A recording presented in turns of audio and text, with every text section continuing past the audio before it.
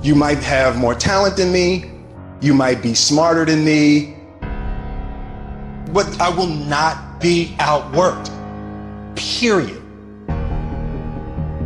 It's such a simple, basic concept. It's the guy who is willing to hustle the most is going to be the guy that just gets that loose ball.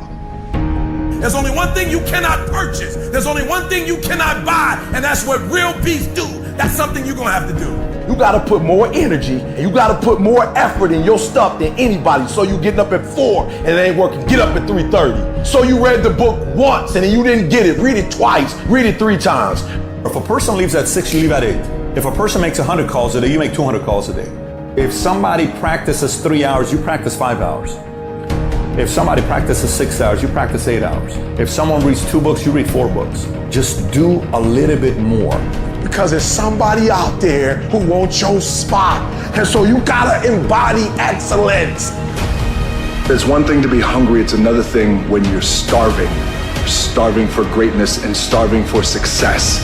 You start training, train like it's your life, not a game, like it's your life. Like this the last opportunity, the only opportunity. See, a guy like me, I knew someone was better than me. There's more talented people than me, probably more talented than you. But you might outwork me for 30 days or 60 days or 90 days, but you ain't gonna beat me over a year.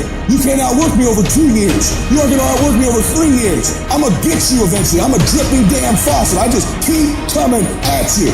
You might think I'm not that, I just keep coming. I'm too damn tough to give up.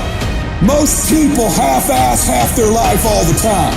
I knew they were gonna get tired. They were gonna flinch. They were gonna get down. They quit improving themselves. They start sleeping in. They spend all their damn money.